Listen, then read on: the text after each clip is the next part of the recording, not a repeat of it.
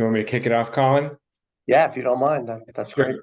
So Thanks. welcome, everybody. This is the August 30th, 2023 meeting of the Vermont Climate Council's Science and Data Subcommittee. We have an agenda for today, which is available online and which I just also reposted in the chat. The first thing that we have up on the agenda is review and approval of our minutes. Actually, we might want to do that first, that second one on the list first, so that we can note that they were approved if and when they get approved. So the first thing would actually be looking for a volunteer note taker for today's meeting.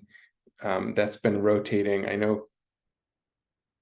So if anyone has not taken notes yet and is able and willing to today, it'd be great to get a volunteer. I have not. Just a question on that process. So we record, so I could go back and listen to the recording if I needed to. And then the format of the minutes is not, there's no kind of standard template. It's just typical meeting minutes format, and make sure that I'm capturing the relevant topics. Yeah, anything else I need to know? I'm happy to, I can do it. I will do it.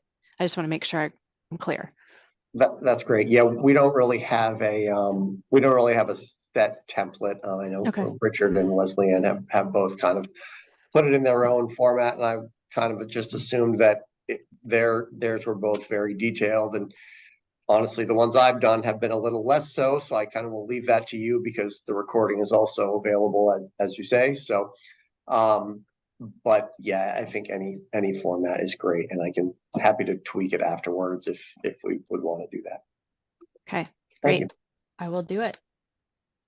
Much appreciated. I took the April minutes and I made liberal use of the video recording. Okay, great. Thanks, Richard. Thank you, Richard.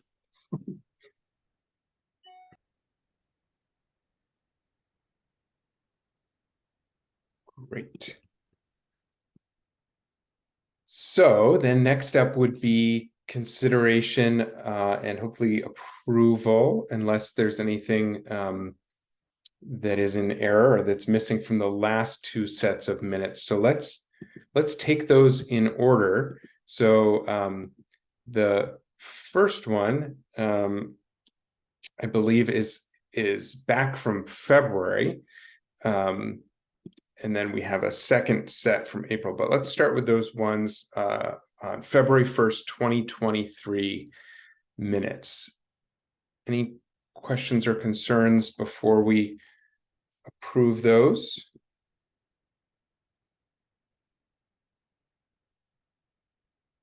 And just so folks, in case anybody does not have that link, I'm putting that in the chat. Those are the minutes we're considering right now. And then the second set from April 26th is right here. Any questions or concerns about that? Okay, hearing nothing, we will consider those both sets of minutes approved. Great, thank you. Sorry, I'm just toggling between agendas and minutes.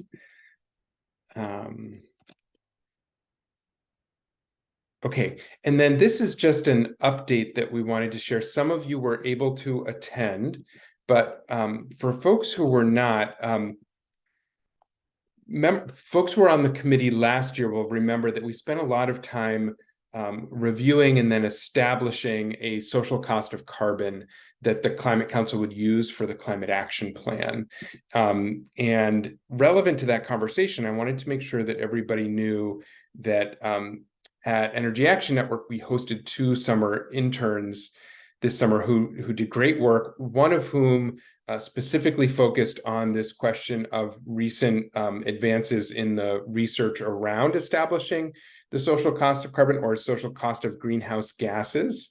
The EPA has come out with new work. The Resources for the Future has come out with new work, and they were actually the basis of the work in New York that we based our original social cost of carbon in, that appears in the original climate action plan. But more work has been happening in that space. So I wanted to just take a moment to share the link to, there's a recording of the presentation that happened. Evelyn Hayden is the intern. She's a rising senior at Dartmouth College who did the research. And the slides that she presented are also available if you don't want to watch the full video recording. And her paper that she wrote up should be added to that website very soon. But just given how relevant it was to previous conversations in this committee and to the whole Climate Council, wanted to make sure everybody was aware of that. And I'm sure that will come up in this committee and with the full council as we work to revise the next climate action plan, because we had noted when we approved that initial social cost of carbon figure that should be revised going forward to reflect the most current and up-to-date research in that space. So not a lot more to share there, but would really encourage people, if you have the time, to give that a watch or read through those slides. I think it's really relevant and good work to be aware of.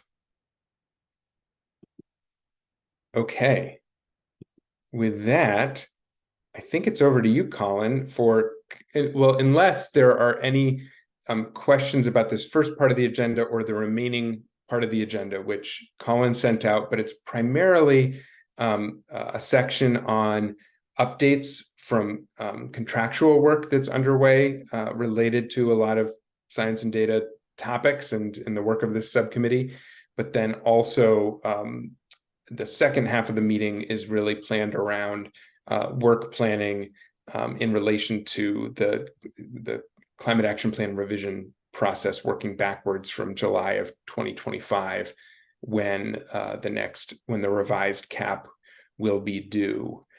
So we wanted to spend some time with our eyes on that date and work backwards from a planning perspective for the work of this committee over the next year and 9 months leading up to that.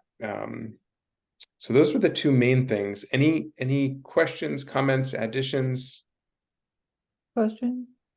Is it Yeah, okay if I share the recording and the slides from the social cost of greenhouse gases with other people? absolutely. Yes, that's public, and that would be wonderful. Thank you. Mm-hmm. Yeah, really cool. Thanks for sharing that, Jared. I just flipped through and the really nice, concise slides. You can get what you need quickly. Thanks, Elizabeth. That's impressive. That was quickly. I was looking for specific numbers, like where are we at? What's the research say? And I got it. Yeah. So for folks who didn't open it, I'll just say that I think a fair summary, I mean, there's lots of nuance and caveats, right? But essentially, I think there was an average stream of values that was used in Vermont that was in the last climate action plan that was something around, what was it, $146 a ton averaged over the time frame. And the more recent research from Resources for the Future and the EPA is and it changes year by year, but is suggesting something closer to the $175 to $180 a ton of carbon dioxide. And then of course there's different costs for different greenhouse gases. So there would be a different one for methane and nitrous oxide, et cetera. But that's the kind of main takeaway.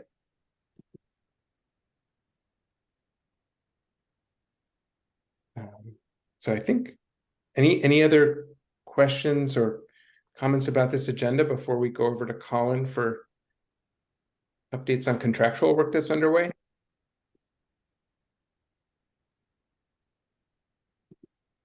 Okay.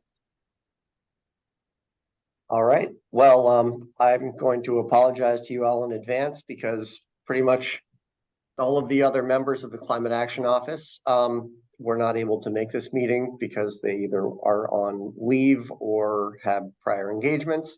So you're gonna have to listen to me talk for quite a while. But I'm gonna do my best to kind of update you all on kind of all of these ongoing projects.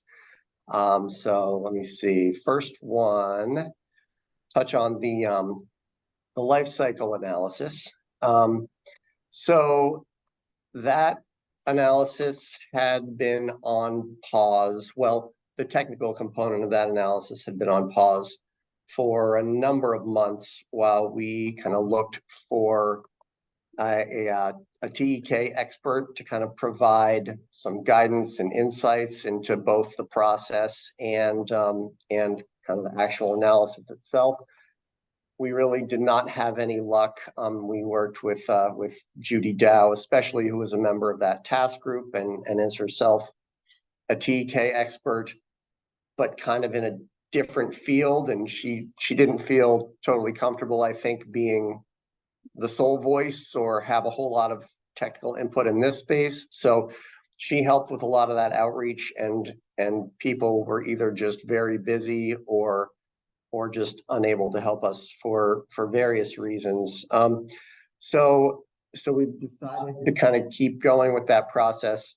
So at this point, the contractor ERG is working, and maybe I should back up a little bit. I think I've probably talked about this before, but ERG has suggested using kind of the GREET model as at least the framework on which to base all these emission factors and then the eventual kind of inventory quantification. And so they're going through right now and kind of pulling out all the different parameters in GREET that we can hopefully tailor to Vermont specific action, flagging those, at least pulling out things where we will likely want to update whatever defaults might be in there. And they're going to do a lot of that research, and I think ask us for kind of specific inputs on some of those too. Given that they just picked this back up because we had them on pause, I think they're shooting for mid-October to deliver that. But I did see kind of a demonstration of the preliminary workbook last week, and it looked very interesting, and like cell references to GREET and all that. So I'm hoping it should be pretty straightforward to kind of to follow that and to understand where everything is pulling from.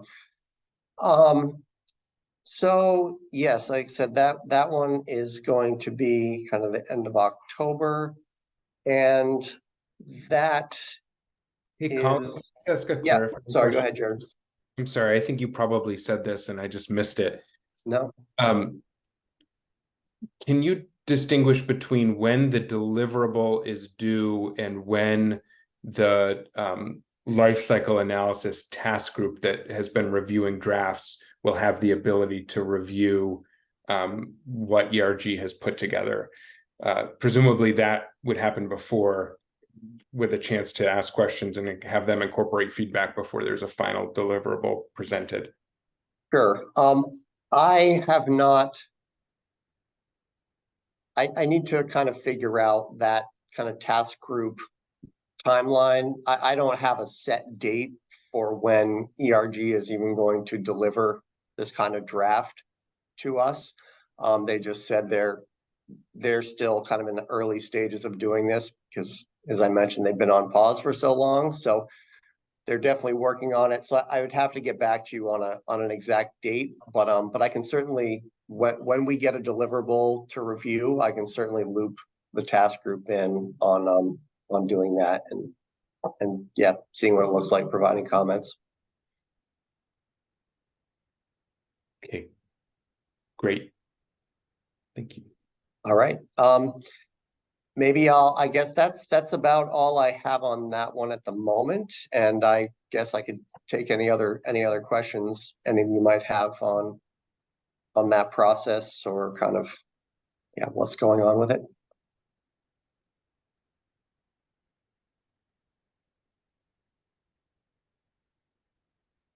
All right. Hearing none, and feel free to come back to it later if you'd like, but I will move on to the agricultural tool comparison contract. That contract is also ongoing, and that one is with ICF. And they are in the process of putting together kind of the different specifications of the different tools into a matrix, to kind of compare the tools and determine which would be the best and or most appropriate, given resources required, tool for Vermont to use to calculate emissions from our agricultural sector. And that's going to be on both a net and a gross framework. So they just delivered kind of that tool matrix to us, like, officially this morning. And so I haven't looked through it in a whole lot of depth yet. I have seen kind of a couple of preliminary copies of it, but they're kind of putting in a whole lot of different parameters that I won't go over now, but some of the main ones are kind of like data availability, kind of cost, level of effort, and then kind of the details of how each of the models, and I think there are 8 or 9 of them they're comparing, how they do for each of the sectors, specifically kind of what they're good at, what they're not good at, and then they are going to come up with kind of a final recommendation on either a specific tool or potentially kind of different pieces of different tools to put together a whole sector, kind of the best quality that we can do. So that's been a really interesting process, and right now we're working with Agency of Ag, and kind of that task group is essentially just A&R and Agency of Ag. At this point, most of the other members on there kind of deferred to the Agency of Ag, I think, to kind of carry that forward. So, but we're kind of going through that in the next couple of weeks and kind of reviewing the different kind of levels of prioritization for each of the categories, kind of determining what pieces are the most important to us in terms of ranking these tools. Like, if resources is really important, we need to kind of weigh that one more heavily, or if kind of like the data accuracy is really important, that one will get weighed heavily. So we're taking a look through and trying to kind of prioritize those, and we'll submit those comments to them. I believe that, oh, sorry, Catherine, go ahead. When you say agricultural, are you referring just to plants or plants and animals? Plants and animals. Okay, just wondered. Yep. Sorry, it's the agricultural component of the greenhouse gas inventory, as well as kind of the agricultural component that is within the land use change and forestry sector of the inventory as well. Mhm. And so that's going to kind of get at that growth and net question that Agency of Ag has certainly been asking about, and rightfully so. Great. Do you think there's a clear boundary between the agricultural piece and the forestry piece? I mean, many farmers have woodlots, for example, and better management of woodlots could contribute considerably to reducing the carbon footprint of the farm as a whole. Yes, I think that's a very good point, Richard. And no, I don't think there's a good line there.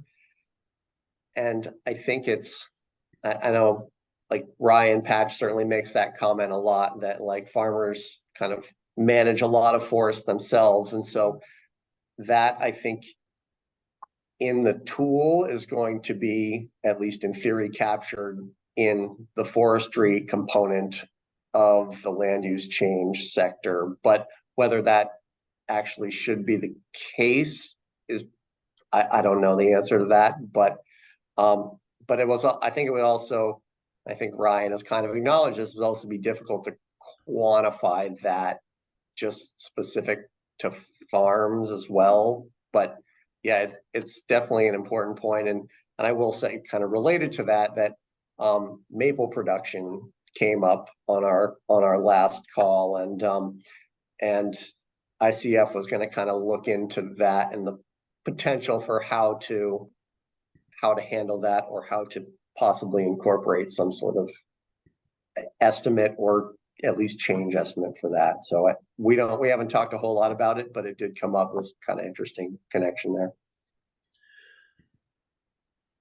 Yeah, maple syrup production, once the sap has been harvested, is the larger producers and the more progressive producers are using a whole lot less carbon-based fuel to make the syrup than they used to with this reverse osmosis technology.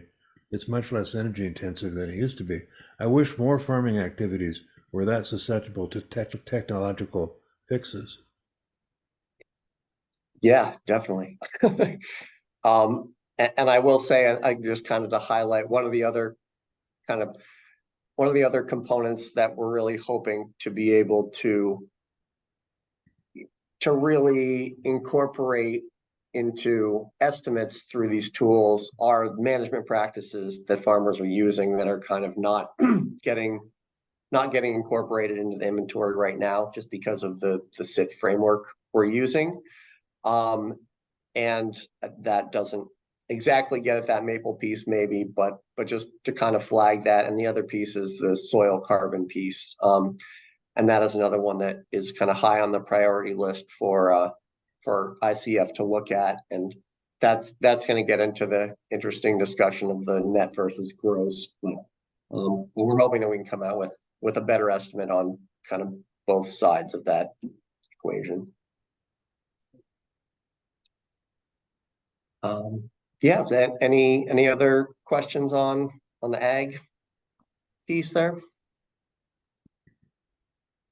I mean, I don't think it's anything new, but I do want to just flag a general kind of question and concern that I always have in this space, which goes to the kind of accuracy and fidelity of the data, in that, you know, I think one way I often think about it is the difference in confidence that we can have between modeled emissions or kind of directly calculated. And in the energy space, many of those emissions are kind of modeled, but they're based on very real numbers in terms of gallons sold, right? That we get from the tax department, whether that's gasoline, diesel, fuel oil, propane, etc.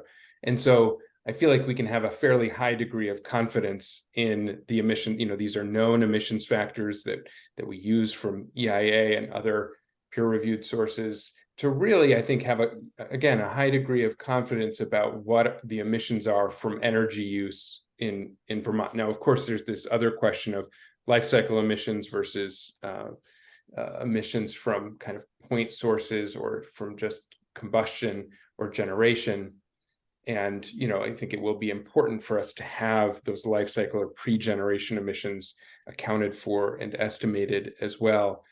But it does feel to me like, and correct me if I'm wrong, Colin, from your awareness of what's happening with the estimates on this contractual work on estimating emissions from agriculture, it does seem to me that there need to be much rougher estimates made in terms of, you know, types of land use by acreage, and that we're not able to kind of refine on a kind of, you know, acre by acre, parcel by parcel basis the type of land use and what's likely happening in that soil with the same degree of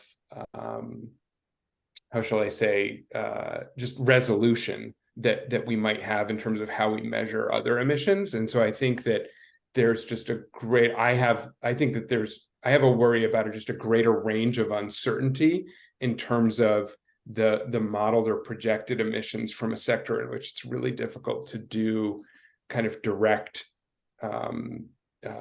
calculations, or at least in the same way that we can in some of the other sectors. So that's just something I have in my head and want to have eyes on, and wonder if you have thoughts, feedback on that, or if anybody else does. Because I think at the end of the day, we need to make sure that we can have a degree of confidence in presenting, what is happening, that we feel comfortable standing behind.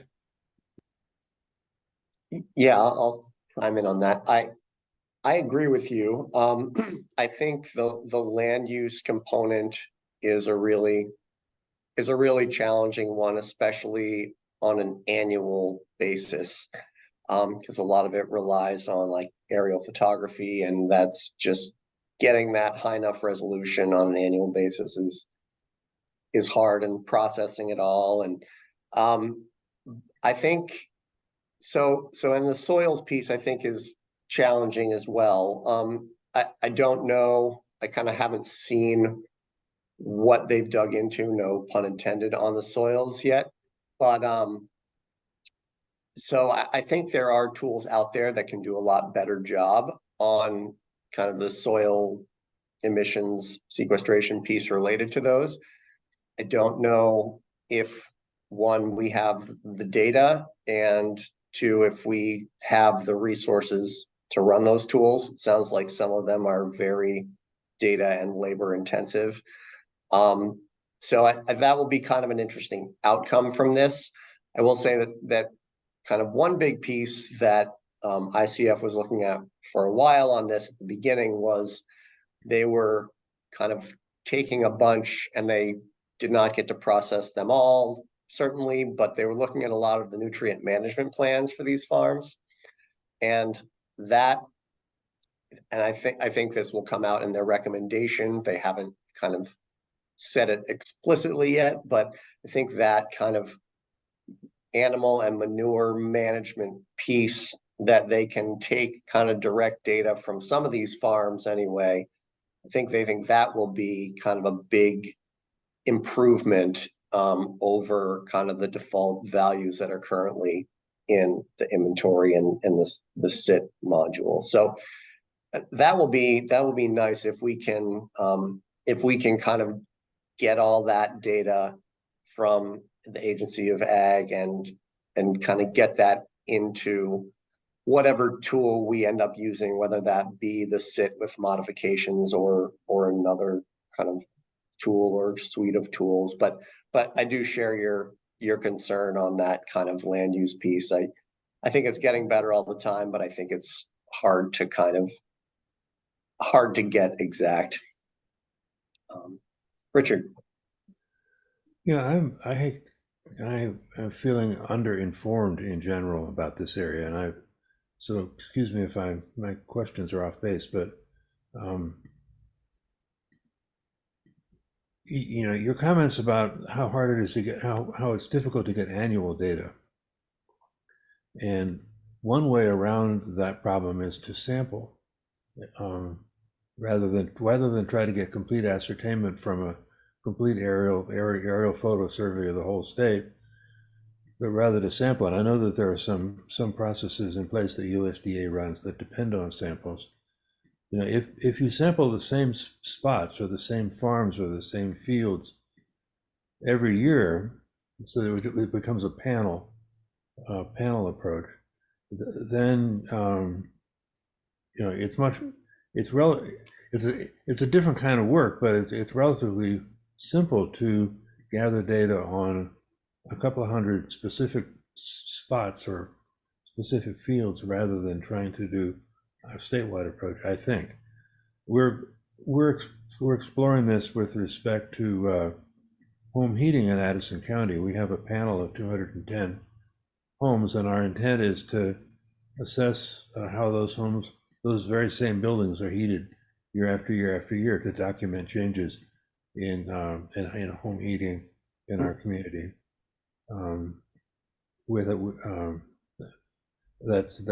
That project is still under development, but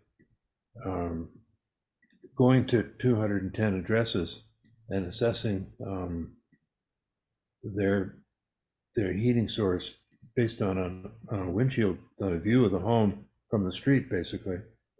And then doing that repeatedly over time, we think is a cost-effective way to monitor how many heat pumps have been installed, how many fuel oil tanks have been taken out, how many natural gas connections there are, and so on. Anyway, something similar seems to me could be done with respect to farm fields. Yeah, I think you're right. And honestly, I am still not a soils data expert, but I think that some of that information is in these nutrient management plans. And so I think then you get at a little, like, I think it depends on the size farm in terms of how often they submit those plans.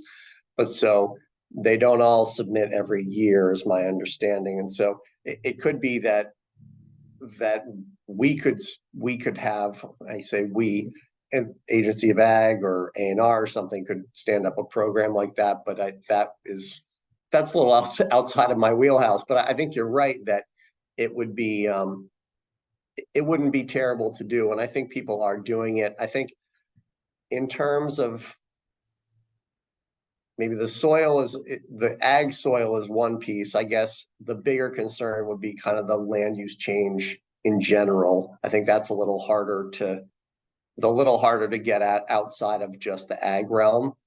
But I think I think you make a good point that is kind of a good approach that could be taken here.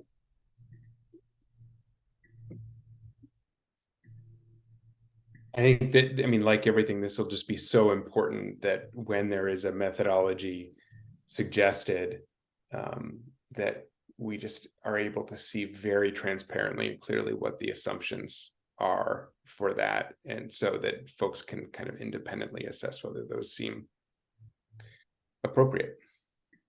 Reasonable, yeah.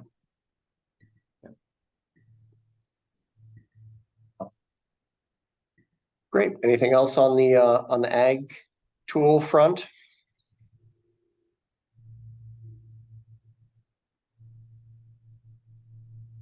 All right. What do we have next here?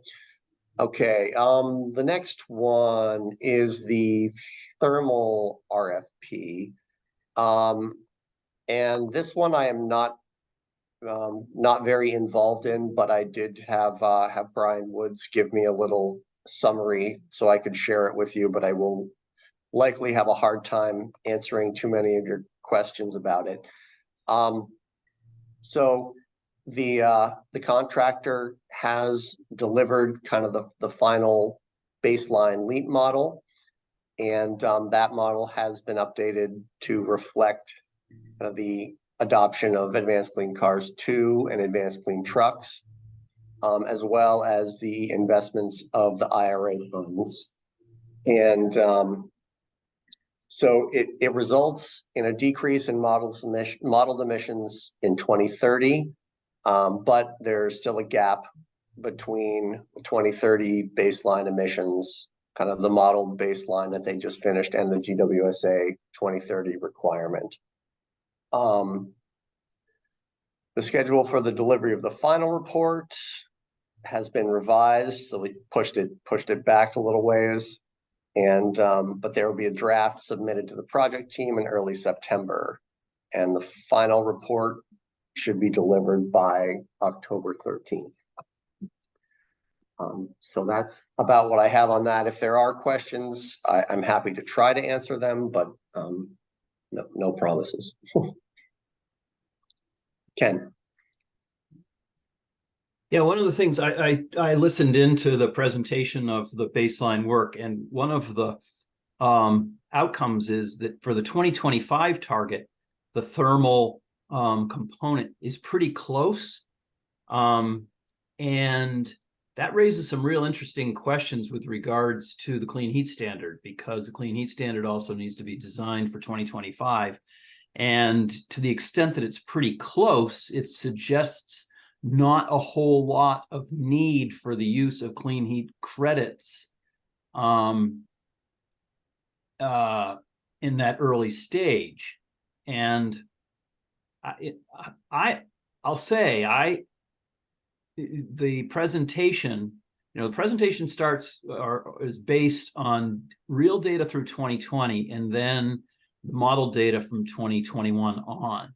And so I did my little thing and ground truthed some of the stuff in terms of the thermal sector. And indeed, the decreases in 21 and 22 are real, but they're real because heating degree days declined significantly in 21, and in 2022, the price of heating oil, and to a lesser extent propane, went up significantly.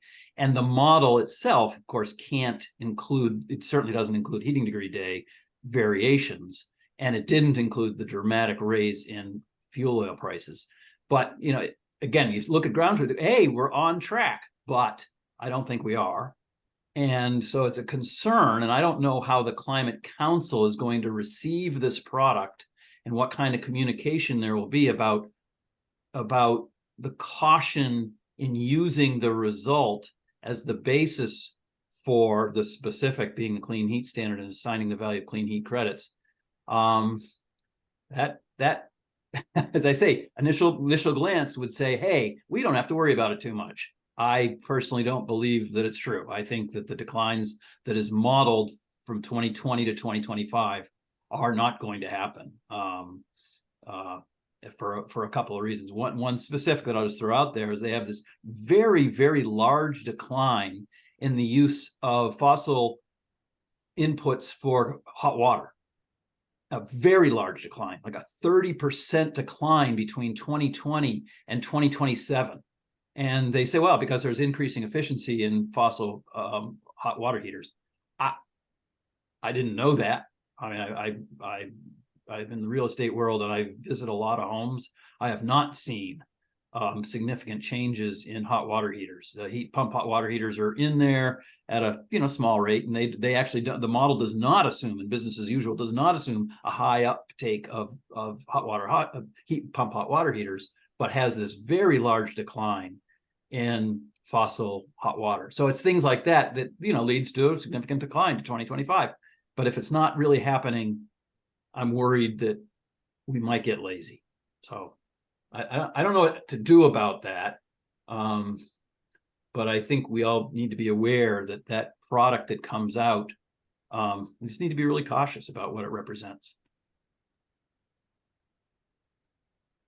Yeah, thanks, Ken. I think that's totally fair. And you've certainly looked into that thermal piece in more depth than I have. But yeah, there are obviously a whole lot of assumptions that go into a model like that, and some of them make a bigger difference than others. And yeah, definitely important to kind of understand the nuances behind what goes in there and what comes out. Can I just jump in for clarity, Jared? I know you had your hand up, but Ken, were you referring to the slides that are linked in the agenda, or are you referring to something different? It was a June 15th presentation, so I don't know if those are the slides in the agenda. I think they are. Yeah, I think they are. I think I looked. Yeah. Yes. Yep. Okay. And so you're referring ostensibly to probably slide 7. But it's in there. Okay, that's helpful. Just so I can. Thanks.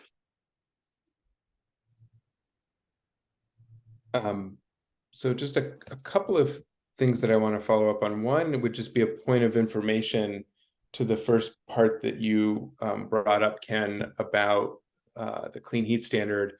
I don't have the statute or the act language in front of me right now, but my recollection is that the language in there and the intent was that it would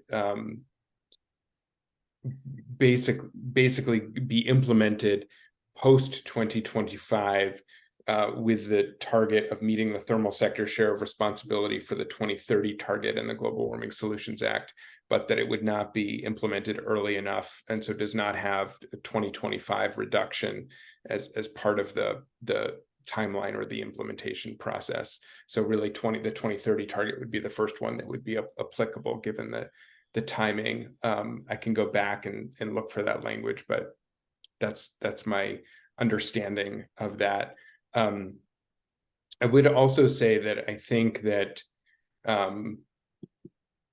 we talked a little bit in the ag sector. I think that this also applies on the modeling for the business as usual for the thermal sector, the importance of using actual data, or as close to actual data as we can get, versus model data when the actual data is available. And one of the things that we noted this year in putting together the annual progress report for Vermont at EAN is a significant discrepancy between the number of heat pump water heaters that are estimated to be installed and in operation in Vermont, based on the numbers that we get from Efficiency Vermont, based on all the rebates that they process, and the tier 3 rebates that are processed through the distribution utilities.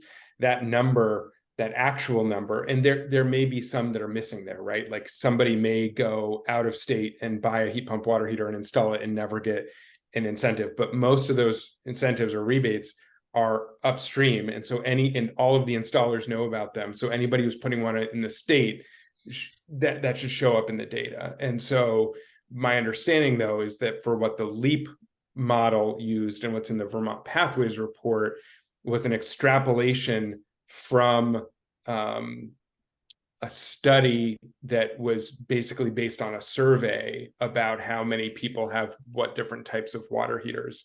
And so I think that that's an area that we're really going to have to look into, because our initial look, there was a big discrepancy between what the actual data was showing and what the model data was showing. And so I think we all want to make sure that when we're putting forward what is happening now and what is expected to happen, especially when it comes to legal requirements, that we're not making assumptions around model data that isn't backed up by the data that we're seeing on the ground. But that's a more specific point. The bigger point I want to make, it's actually a question, and it is the same question I asked before, Colin. I think you said that the final report, or sorry, a draft report on the thermal project would go to the project team in early September. By project team, do you mean the state staff who are managing the contract, or do you mean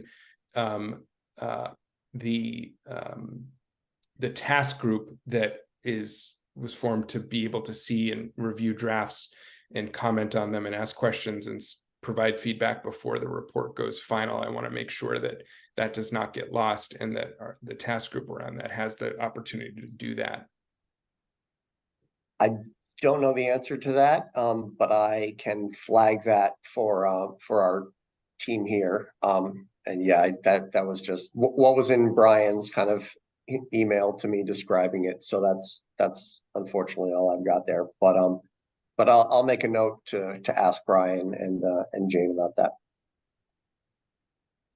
Okay, thank you. Sure. All right. Any other questions on the thermal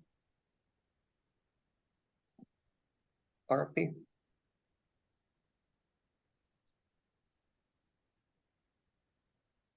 All right, then we have two more that are both going to be, I think, relatively quick. The Municipal Vulnerability Index is on the agenda, but Jane and Marion were not able to join us today, and I have not been involved in that process at all. So I'm not able to give an update on that. I'm not sure if anybody else on the call might be able to provide that. Claire, I don't know if you or maybe Leslie Ann are involved in that at all, but otherwise I think we may have to put that off until next time.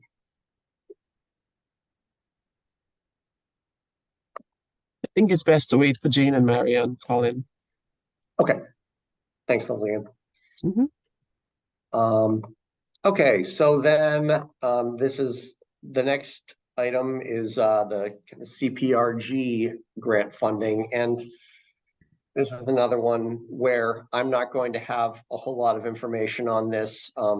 Jane and Megan O'Toole are kind of our leads on this, so I can I can provide kind of what my involvement in this process, but I'm not going to have a whole lot of the greater context to give you all.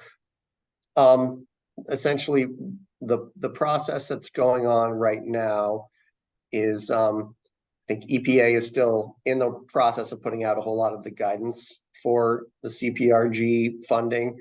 The first Colin, step. can you just sorry. can you just Oh, say out the acronym? CPRG. Yes, I'm sorry.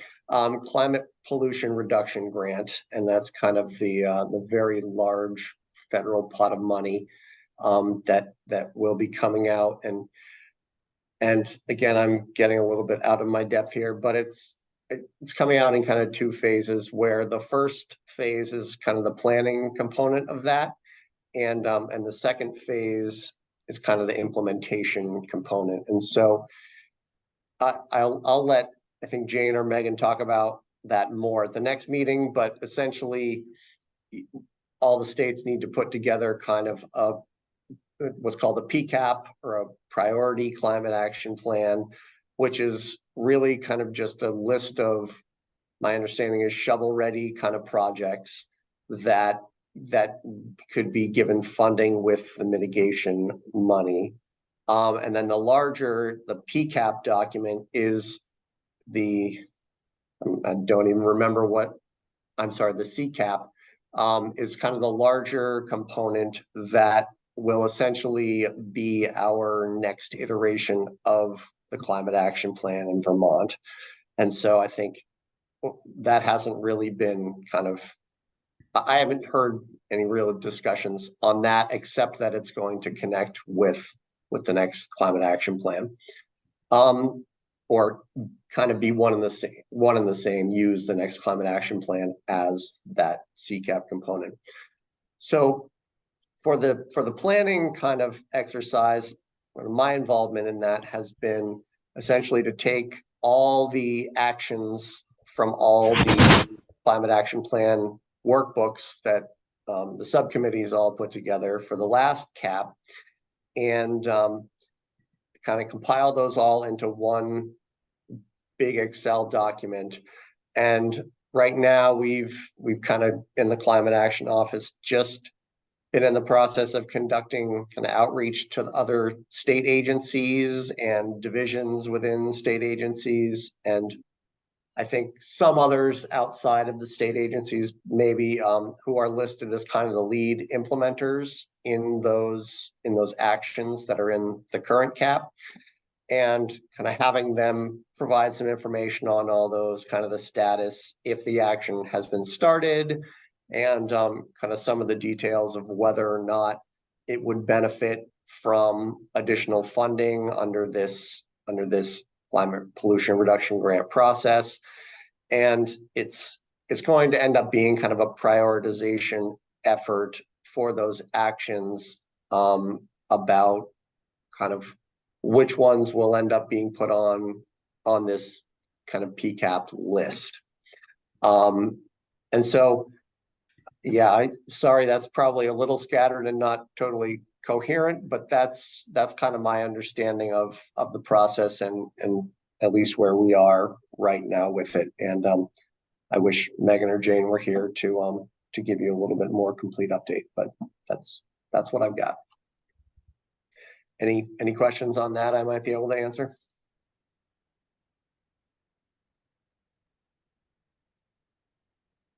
Well, I know that you said this isn't your, you haven't done a lot of research on this, but this is separate from the IRA, right, Colin? It looks like I just did a little, right? That's what it sounds like to me, that this funding is going to be used to kind of prepare projects that can be funded by the Inflation Reduction Act. Yes, I don't know if it's technically separate or not. The first phase is I believe it's a separate planning pot of money, but I honestly don't know exactly if it is not tied to the IRA. I think in Vermont, I believe we have $3 million that have been allocated to kind of this planning phase. And I think we're also in touch with some of the RPCs, the regional planning commissions, to kind of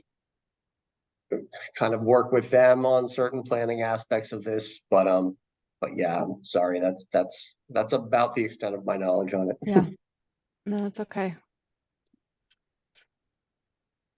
Yeah, and Colin, not to put you on the spot, because this may be a more detailed question that should wait, but one of the questions that comes to mind for me is, if the purpose is really climate pollution reduction, this language around projects and shovel ready, certainly there are some kind of infrastructure projects that would fit that language that certainly can reduce emissions. But given that, the vast majority of our climate pollution comes from, the distributed fossil fuel use, primarily for heating and transportation across hundreds of thousands of individuals and businesses, one of the questions I would have is to what degree projects or shovel ready could include existing incentive programs that help individuals, rather than like a big transportation infrastructure project or a big municipal or state infrastructure project, but existing programs that can help incentivize the replacement of fossil combustion equipment, whether that's vehicles or heating systems, for the benefit of both pollution reduction and cost savings over time to Vermonters. Because I mean, it almost seems to me a little bit similar to the question around water quality, sometimes around the eligibility. There's only so much you can do through wastewater, and the combined effect is lots of individual decisions. And so that'll be a key. I know that there of course are rebates and incentives baked into the IRA, but in terms of additional funds that would come specifically to Vermont, whether some of our existing incentive programs or grant programs around low-income weatherization, or switching out, the Switch and Save program to switch out fossil water heaters with heat pump water heaters for lower income Vermonters, if those would be the type of projects that would be eligible, because I think that that's where we're going to get our biggest bang for our buck, both on pollution reduction and reductions in energy burden and cost saving, rather than some of these traditional infrastructure projects that I think we're more used to thinking about when it comes to federal funding. Yeah, so I'm not sure I'm going to have a totally definitive answer for you, Jared, but we'll say my understanding of this is that, and at least the exercise we're going through right now, which is kind of going to be what we're going to put forward, is they're all, at least almost all, items that are in the current climate action plan. And so if that item is to, I don't know, continue incentivizing EVs or heat pumps or weatherization or whatever it might be, my understanding is that is fair game. I don't think this is centered kind of on the large infrastructure projects, at least this component of the PCAP. So my understanding is that yes, that would be kind of an eligible activity, but yeah, I'm not going to say that with 100% certainty anyway. Thanks. Sure.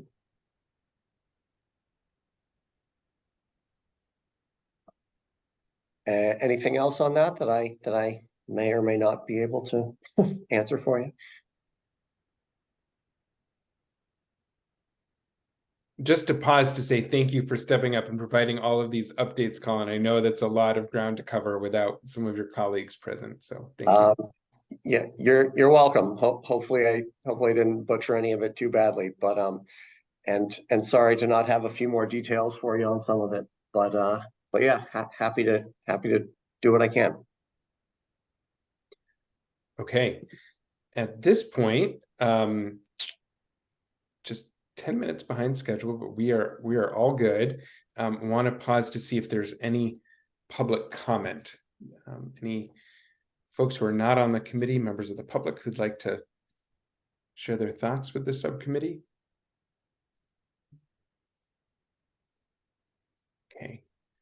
Seeing and hearing none, I think we can go to the next portion. And we may not need this full time, but Colin, do you want to go into this? And so when Colin and I spoke, one of the things we wanted to make clear is that we're not anticipating that we're going to actually do our work planning today or come out with a draft work plan or anything like that. We wanted to ask this first question of whether it would be helpful to, which I think Colin and I agreed that we thought that it would, to ask for some support from the facilitation team at CBI, which would need to be approved by the steering committee of the council, to help facilitate a work planning process for us that we would begin in earnest in September. I think that's really the main question we wanted to bring to you. We can certainly talk about what some of the components of that might be, but you know, I think I'll just say by way of context that when the Climate Council was formed and we were given the first deadline for the Climate Action Plan, you know, the first Climate Action Plan was basically written in a year. And I think there was a lot of feedback that was a very compressed process and that folks wished we had more time, primarily on the public engagement portion, but also for some additional research and analysis.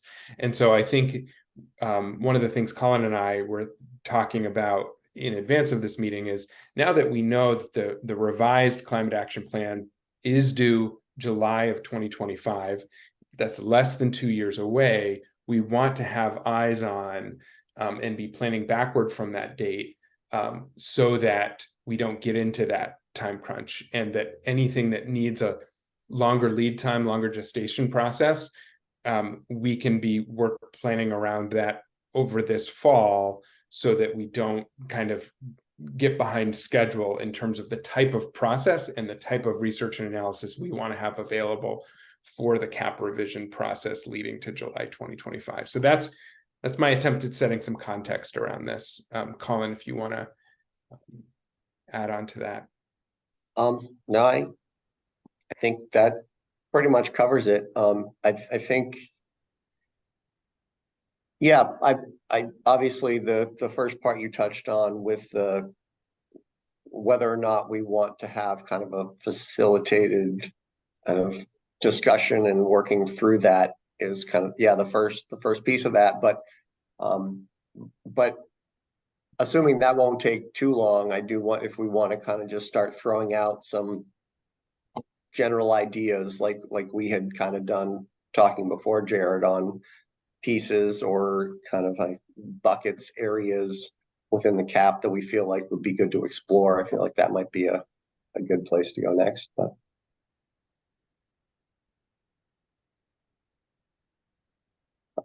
Ken. Well, if we're going to go that path, I do have a couple ideas, but I'll wait for Jared to say it's okay. I think it's definitely okay. I wonder if it's worth pausing before we start kind of coming up with that list, though, just to get a sense of the committee of whether, I mean, I think we can start getting some stuff on paper, but I think this question of whether folks would be amenable to or supportive of having a facilitated process for this work plan. I'll just note that I think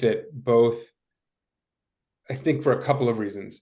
I think it's difficult for whichever member of the committee is taking notes to fully participate. And I think with some facilitation support, the kind of capturing of the ideas and what's coming out of the committee can happen with that consultant support or that facilitation support. I think for Colin and I, it's also, you know, ideal to be able to participate in the content brainstorming of the work planning process as well, rather than also kind of facilitating the meeting or going through the agenda. So I think for both of those reasons, and they're just like a really talented team who, you know, have lots of experience and expertise helping facilitate these processes. So I think that was what we wanted to bring to you first, and our suggestion.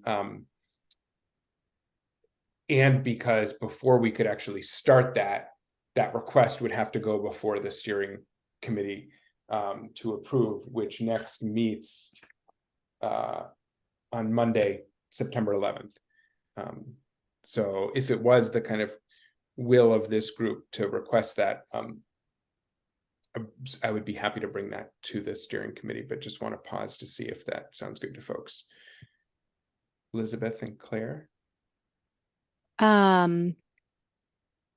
I think that sounds great, Jared. I think your reasoning makes tons of sense as I sit here trying to take notes and intellectually engage with what we're talking about. And I would add that, well, CBI is awesome, and it seems prudent and crucial to take full advantage of this group, all the expertise and experience and brain power we have in this group. We want to make sure, you know, I wasn't involved in the first process. I assume it went well, but it seems like having a clear work plan would be of great benefit for that reason as well.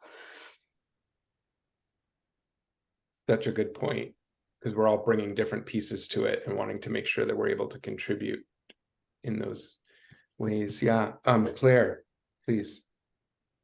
Yeah, I agree. I think it would be helpful to have, facilitation. I've worked with David and other members of CBI and definitely found them helpful in guiding and prompting discussions around topics like this. And I was just going to add, it might be helpful when we have that conversation just to revisit what, I don't know if it's in statute or if it's from the last kind of like, forget what it's called, but kind of charge of the subcommittee is. That might be helpful to revisit through this effort, just so, you know, I was around then and I don't even fully remember what's in it. So it might also be helpful, especially for new folks too.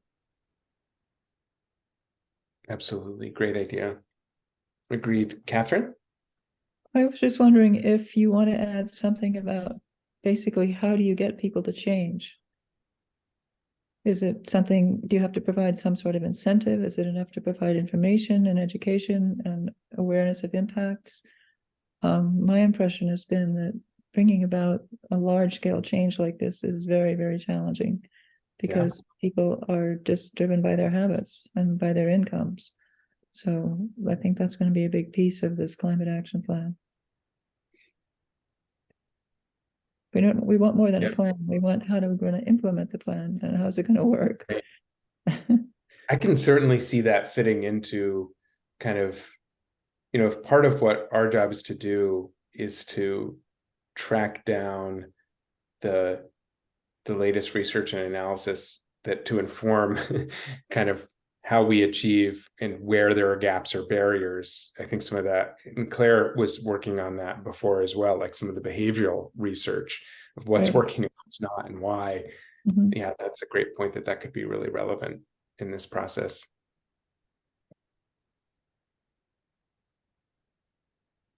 Great. So, Richard, did you have something? Is anybody have any concerns about having the support of requesting the support of CBI to facilitate our work planning process? Okay.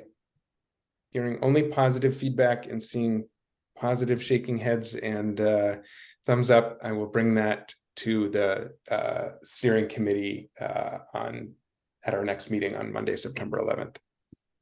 And just to pause, I want to make sure. So what I have, it's not on the state climatechange.gov calendar and website, but I see on our calendars in terms of the invite that I believe Colin sent out. Just to pause here, it looks like our next scheduled meetings, you know, we were rotating between the Wednesday and the Friday afternoon and morning in terms of different people's availability and wanting to accommodate as many folks as possible. But what I have is our next meeting where we would begin this process, if it's approved, would be October 25th.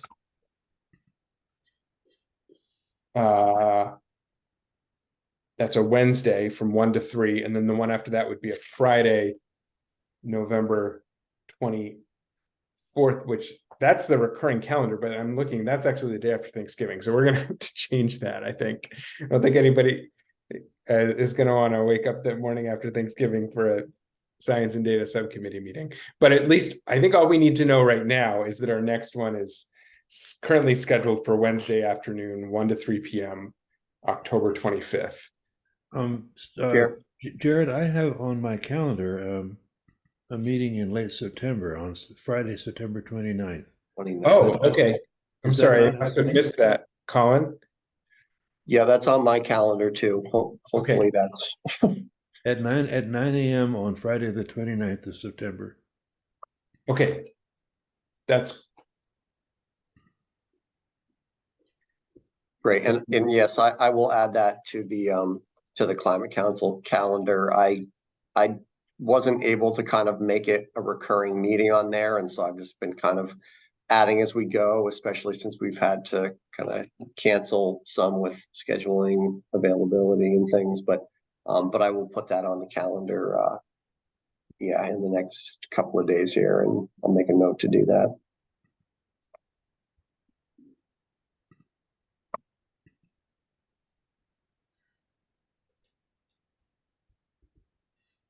okay. I'm sorry, I had missed that one. That does present a conflict for me and potentially others. That's day 2 of the EAN annual summit, but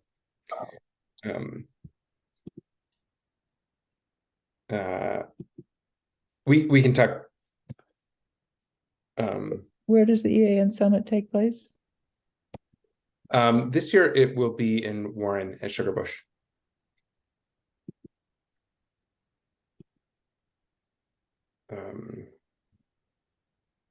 So we may have to be in touch by email on that, but I don't want to spend too much time. I think the next step is to check in with the steering committee and see about the facilitation support and their availability. That may also affect when our next meeting is, the availability of the folks that we would work with. Sounds good. Okay. So maybe we can just pause now to say, if that request moves forward and is favorably received, what would folks most want to, like, I think it would be helpful to have some grist for the mill, you know, if that begins being planned, what would you most hope to get out of the work planning process? What components would you want included? What are some of the key questions you would have or hopes you would have for it that we can begin getting down? Well, I'll start up, and that general question is to look back at the climate action plan and determine where the greatest sensitivity is with regards to information. In other words, some of the actions, the outcomes of those actions have great variability depending upon, I'll call it the technical components, the analytic components. And I'm going to jump into these 2 topics that I think are very, very important at this point. And one is heat pump utilization. The way that the heat pump effort has been modeled is sort of a technical, this is how much a heat pump can provide a building in terms of thermal use. But if indeed people are installing them and not getting that optimal amount of heat from a heat pump, we should be aware of that, in part to affect the model, but also to determine if there need to be programs to really improve the use of heat pumps, because I do understand that heat pumps are going in at a fast and furious rate, and that's great. But this is, I think, a very large variable. Are they being used a little for heat and not cooling? That's a different topic, but are they being used a little for heat, or are they being used optimally? That'll make a big difference. And then the other topic is wood. And I know whenever the biomass issue arises, there are the folks that will say, hey, we can no longer call this carbon neutral. And our immediate response is, well, we really don't, because we include it in the land use section. But I think we realize that the linkage between harvesting and wood being used for thermal processes, whether it be in an electric fired power plant, whether it be in a wet chip heating facility, or whether it be for cordwood. Actually, my understanding is the largest thermal use of wood is for cordwood. Well, how is that affecting the harvest practice and ultimately the carbon content of the forest? I don't think good work has been done on that. Maybe I'm wrong, but it's certainly not a part of our discussion when the issue of wood arises. We just say, yeah, it's in the land use part, but we need to do a better job of really looking to the future about how do we affect harvest to get the wood that we feel does fit an appropriate energy niche, and really manage our harvests for a carbon content as well as for economic wood product and habitat and all those other great things that forests provide. I think that's a topic that deserves our attention. Great. I want to echo Ken's comment about wood, and some of you know that's a hobby horse of mine. I have a different kind of comment about the process for the new plan. I find the existing plan very hard to read. It's very hard to figure out where where one is transitioning from background information into action. I've just found I know it was produced in a hurry. It's got a lot of good content, but it's not user friendly to read. So I think we need to be spending some time and effort on figuring out a good format and structure for the plan that will be easier for people who are not deeply immersed in this topic to understand what the plan says, where it calls for action, and where it's just describing the situation. Mm-hmm. Great point.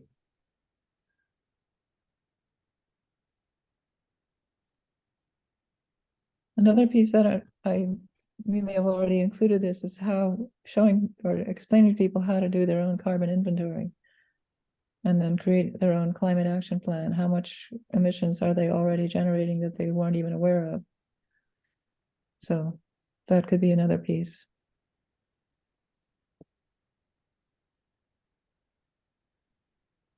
A big component that I want to make sure that we address early on is what data will we have and what new analysis will we have versus what will be needed. So to inform where we stand and where we're trying to go as much as possible. And I think that is across the board: mitigation, adaptation, resilience. But on the mitigation side, I think we need to know, like, when is the next inventory going to be published? And there's likely going to be information that won't be published in that inventory that we will have access to that's more current in terms of, whether it's fuel sales from the Department of Taxes or Joint Fiscal Office, that where we can get a little bit closer, have a little bit less of a time lag going into understanding, like, for instance, is the updated business as usual analysis in the LEAP model that's been part of the thermal RFP, is that the most recent BAU that we're going to have? Or is there going to be time and funds, perhaps through the planning funds through the federal government, to do another BAU update in the next year and a half, so that we're using the most recent data and that's available? There's a whole bunch of other things that I can think about, some of which is available. I think we just need to sort through what information do we want to have on hand to inform the plan and its recommendations. What will we have? What exists but needs to be updated, and what's just a gap? And then how are those going to be filled? What of that is we know somebody's going to produce and we can utilize it? What of it may need to be contracted because it has budget implications for the council and the Climate Action Office? Just knowing how long it takes to write those, to go through the RFP process and the selection process, and writing the contracts, and that there have invariably been delays. It's anything that we would want to have ready to write the plan. It almost feels like it needs to be drafted up as an RFP and put out to bid in the next 6 months. Otherwise we'll run out of time. So I'm going to butt in, because this brings up something that I should have mentioned before. What is the status of I forget what we call it, but essentially that status reporting, that performance management measurement piece that was a draft document 18 months ago, and I thought was a project. And someone can help me with the name of that if I'm not being, so to help be aware of what I'm talking about. It's that what we're measuring. Tool. Say, what is it? Was it the measuring progress tool? I think is what. Yeah, where's that? Because that sounds like a lot of the things you're talking about, Jared, should be included in that. And I thought that was a topic that is being pursued. Yep, I can speak to that. That is still in the RFP phase, and it has been in that phase for quite a while, and we are kind of awaiting a final sign off before releasing that. So I don't really have a more specific timeline than that, but it's kind of the process for that tool itself is also going to take a while in terms of kind of figuring out all the data sources to track, or figuring out all the data we want to track, figuring out the sources, figuring out the gaps and how to fill those. So yes, you are correct. That will hopefully inform this process, but yeah, the timeline is a little bit unclear still at this point. Can I encourage us?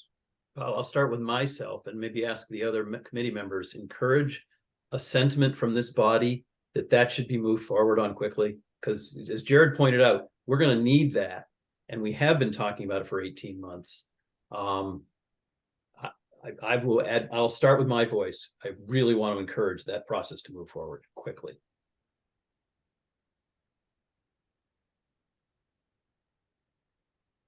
Thanks, Claire.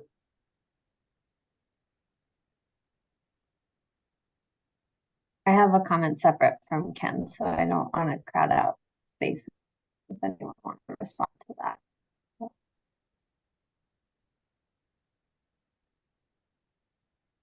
I think you can go ahead. I think we're still trying to get goals and topics on the table. My comment was kind of in part spurred by Jared's, and is in a way I think it connected to Ken's, because I think some of this would be captured in the measuring assessing progress tool. But in hearing you talk about kind of that inventory, Jared, of like what we have, what we don't have, what we know, I'm wondering if there's a part of this work, like foundational work, that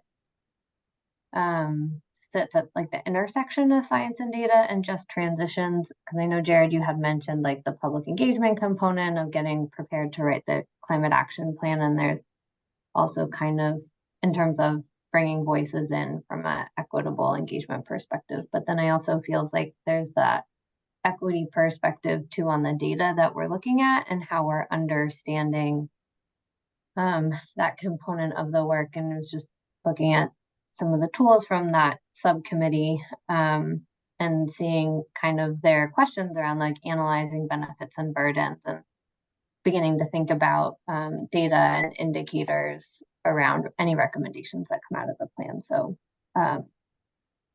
just wondering if there may also be kind of a nexus between the work of those subcommittees, and at least that visioning of like what, not just what data do we need and want to be analyzing, but how do we want to be analyzing it to ensure that we're understanding how recommendations are impacting communities or might impact communities, and how that flows through like any modeling that's done or things like that.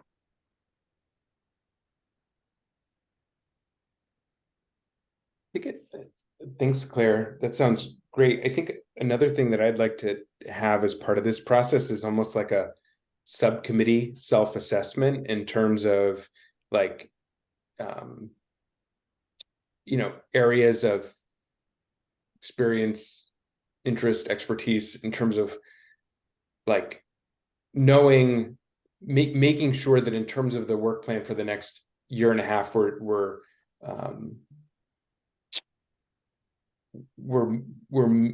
meeting we're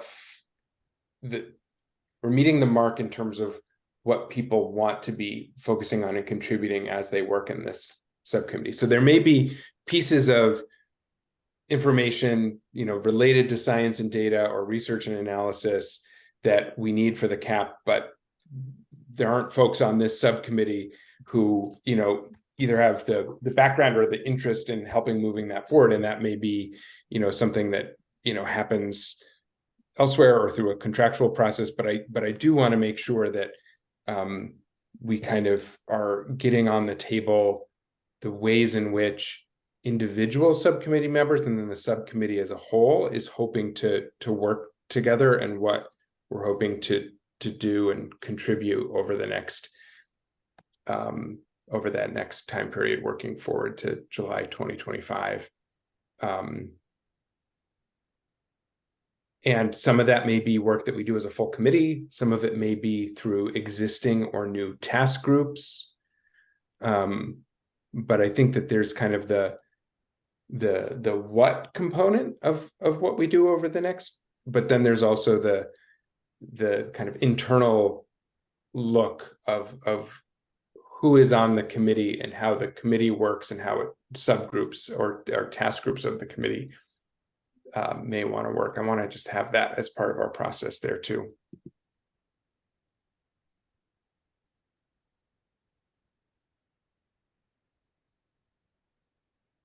Well, I don't know if you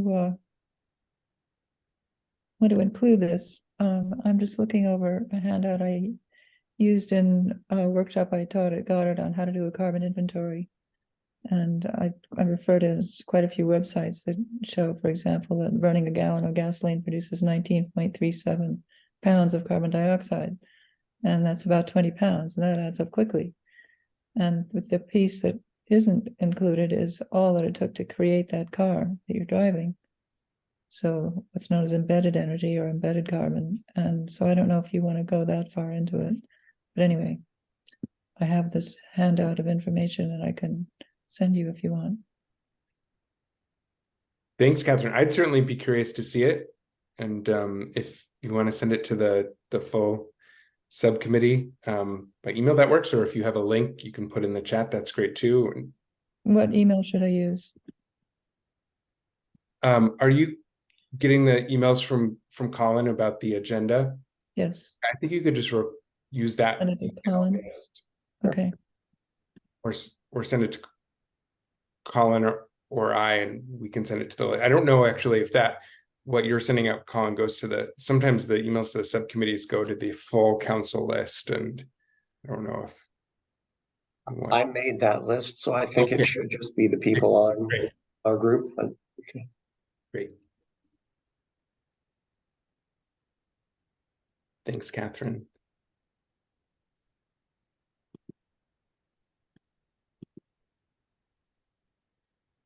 Okay.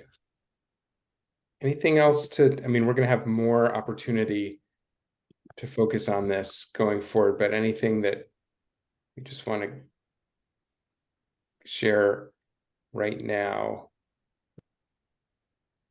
I wonder if I could kind of ask a question.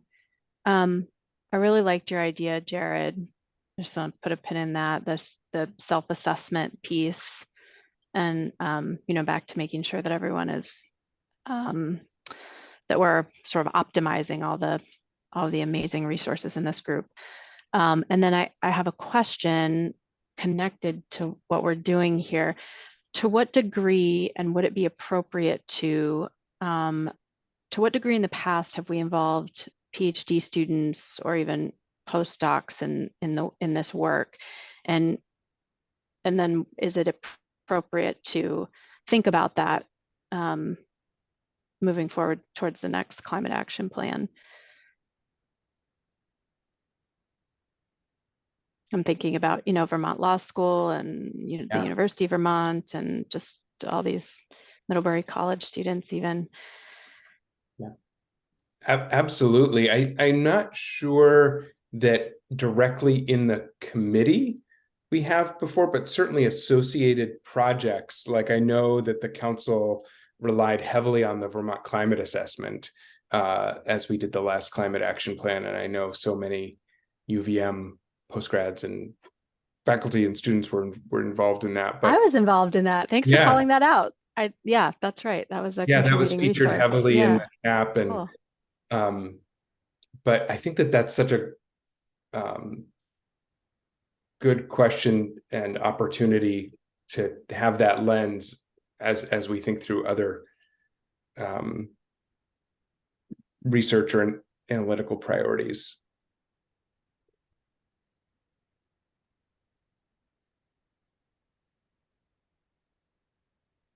Great. Anything else on this topic? Okay, then with that, I want to make sure that we pause, especially since there wasn't anybody earlier. I don't think that composition has changed, but just for good process, I will pause to see if there is any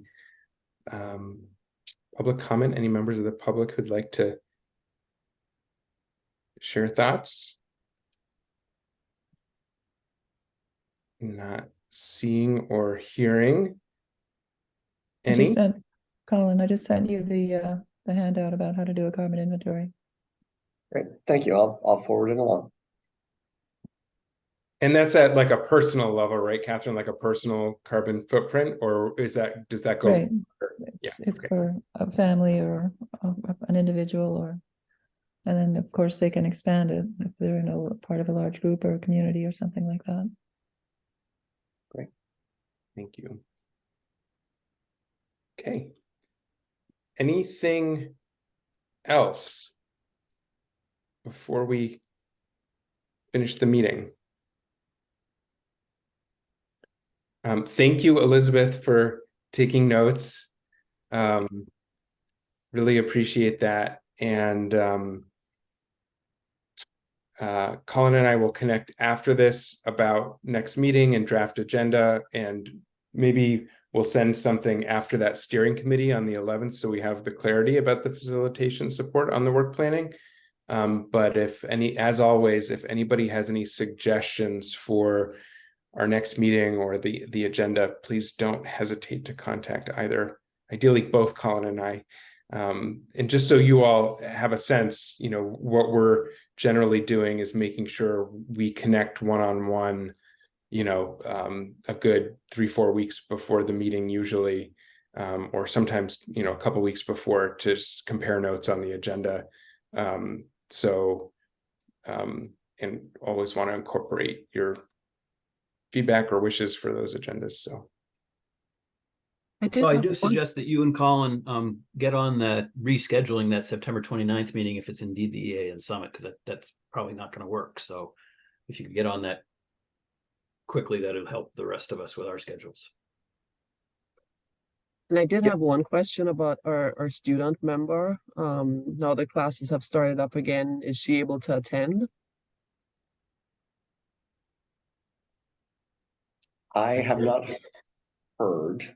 I never got kind of a specific yes or no on that, but I can check back and see if she has accepted the meetings or not. But that is a very good question. Right, because one of the goals was to have as broad input as possible, and having the younger person voice is always a critical piece in there.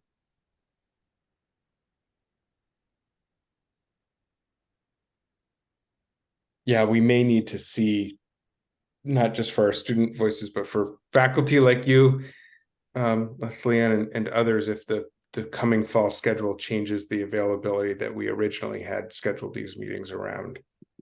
Well, it is the first week of classes, so fun times by all. Okay, thank you for flagging that. Yeah, thank you. Okay. Anything else?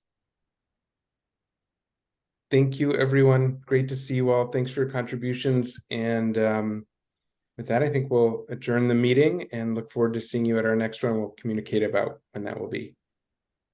Thank you. Thanks, everyone. Thanks all. Take care.